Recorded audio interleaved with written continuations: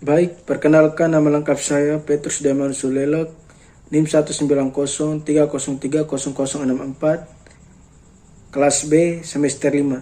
Di sini saya akan menjelaskan sedikit materi yang ketujuh tentang protes migran, dinamika interaktif dalam mobilisasi Genting. Yang pertama, teori protes migran. Terlepas dari status hukum mereka yang genting, sebagian besar konteks yang bermusuhan dan modal sosial dan budaya yang terbatas sebagai pendatang baru di masyarakat tuan rumah, migran, genting telah menggunakan ceruk untuk berorganisasi secara kolektif melawan segala rintangan. Namun, konteks yang membatasi dan interaksi yang kontroversial dari para pemain dengan kepentingan yang saling bersaingan telah membuat mobilisasi menjadi genting dan rentang terhadap fragmentasi. Untuk meneliti dinamika protes semacam itu adalah konteks marginalisasi. Bab ini mengambil dan mengintegrasikan wawasan dari teori mobilisasi politik, migrasi, dan kewarganegaraan, membangun literatur ini, mengembangkan kerangka mikroterkordisonis untuk menganalisis protes migran genting. Perspektif seperti ini menarik perhatian khusus pada pengalaman hidup para aktor yang terlibat, praktik interaktif, konkrektif mereka, dan pengaturan spasial dan spesial dari pertemuan ini. Banyak migran memilih untuk tidak bersembunyi di bayang-bayangan dan telah kalim politik dengan menggunakan cara-cara mengganggu seperti mogok makanan, pawai, kamp protes dalam kota, menjahit bibir, dan jongkok.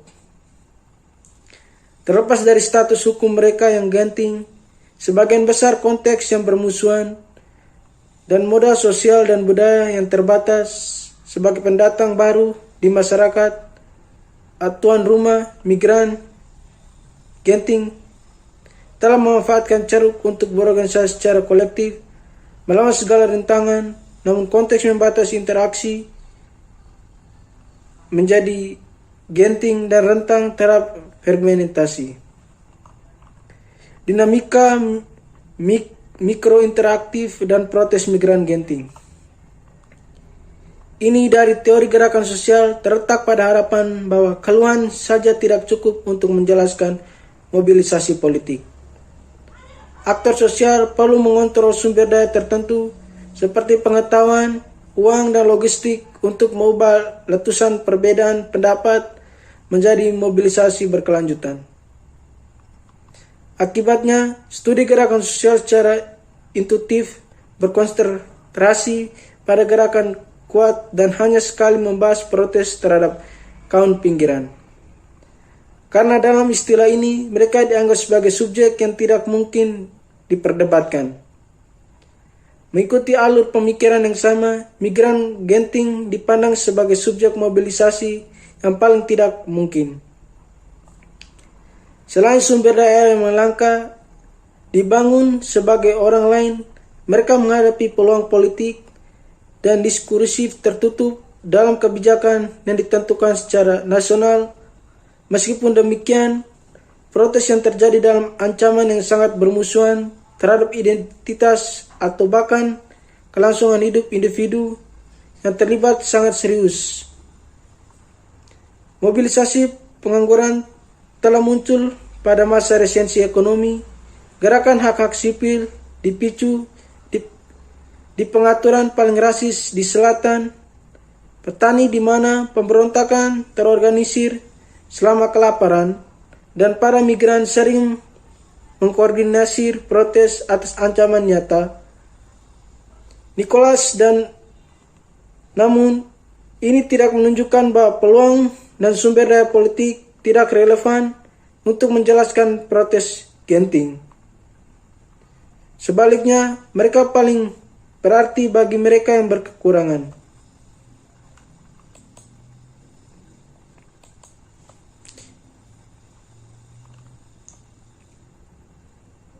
Jaringan penting dalam bukti tegas tentang relevansi jaringan interaksi untuk mobilisasi politik. Sementara literatur tentang masalah ini telah sangat beragam dalam dekade terakhir. Menambahkan perspektif budaya ini, inti intersosialisasi dan dominan. Akar dari pendekatan rasional terhadap gerakan sosial sudah ada sejak beberapa dekade yang lalu. Pada tahun 1970-an, para pendukung teori mobilisasi sumber daya untuk gerakan sosial telah berpendapat bahwa jaringan penyediaan sumber daya penting bagi aktor gerakan sosial.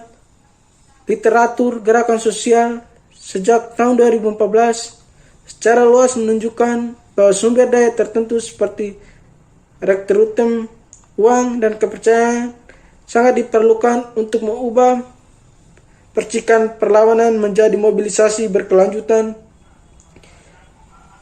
Ikatan lemah Marv Garnon Vetter adalah inspirasi kuat untuk penelitian tentang perang pilang dan difusi materi dan sumber daya kognitif dalam rangka pergerakan.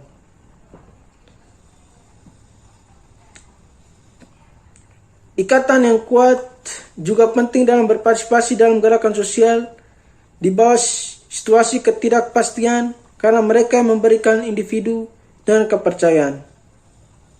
Kepercayaan untuk alasan yang jelas bahkan lebih penting untuk aktivisme berisiko tinggi di mana referensi berat mungkin terjadi. Jaringan termasuk ikatan yang lemah dan kuat sangat penting bagi aktor miskin. Sumber daya secara struktural bergantung pada dukungan pemain yang lebih mapan untuk mengimbangi kekurangan modal ekonomi, sosial, dan budaya mereka. Cinali telah menunjukkan dalam kontribusinya yang Neafi pada aktivisme pro penerimaan manfaat bahwa sumber daya dapat berpindah dari yang lebih banyak ke yang kurang banyak akal, sementara perspektif rasional telah menjadi ortodoks dalam studi gerakan sosial. Sebagian besar beasiswa mengoperasikan hubungan sebagai jaringan dan dengan demikian mengadopsi perspektif strukturalis. Oleh karena itu, titik buta dari berbagai besar pendapat rasional antara lain adalah penyeberangannya ketidaktahuan tentang makna yang dilampirkan aktor pada hubungan sosial dan bagaimana mereka berubah sering waktu karena merupakan perspektif temporal yang relatif baru dalam teori protes.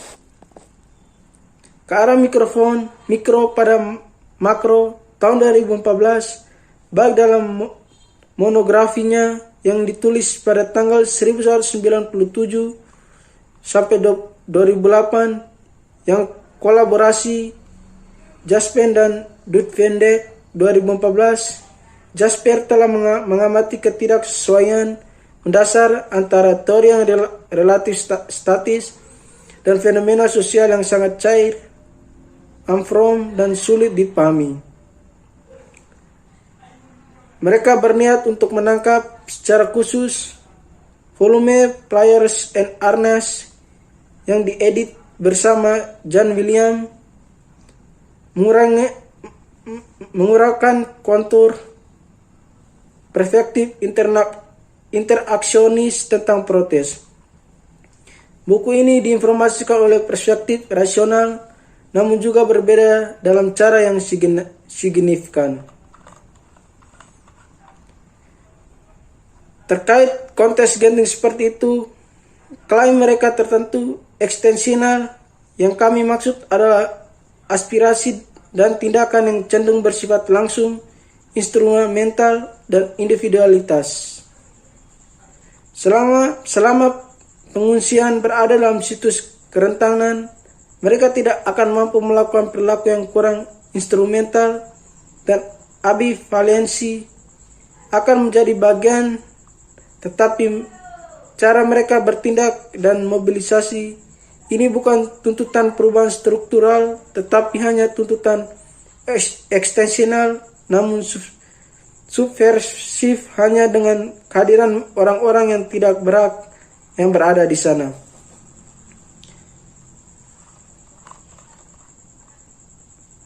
Studi migrasi kritis dengan demikian menunjukkan bahwa pengawasan agen migran membutuhkan pergeseran dari fokus yang agak sempit pada gerakan sosial yang mengganggu dan konseptualisasi resistensi yang lebih luas. Perwujudan resistensi dalam konteks khusus migran Genting tidak hanya bercermin pada konteks pertanyaan kontroversial yang terekam dalam praktik perjuangan sehari-hari, tetapi juga dalam bentuk protes termasuk mogok makanan, menjahit bibir, melukai diri sendiri, dan membunuh diri untuk menghindari deportasi. Sekian dari saya, Pak. Terima kasih.